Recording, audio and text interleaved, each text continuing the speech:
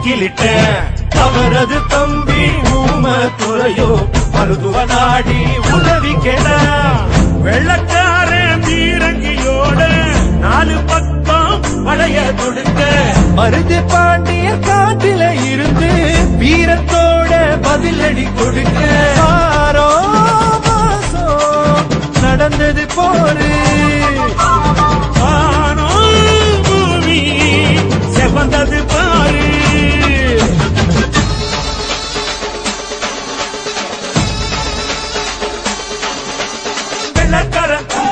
வெள்ளக்காரன் தோத்து போய் வந்த வழி ஓடுவேன். வேற வழி என்னவென்று சூழ்ச்சியாக தேடுவேன். கூட இருந்து குழி பறிக்க குள்ள நரி கூட்டங்க.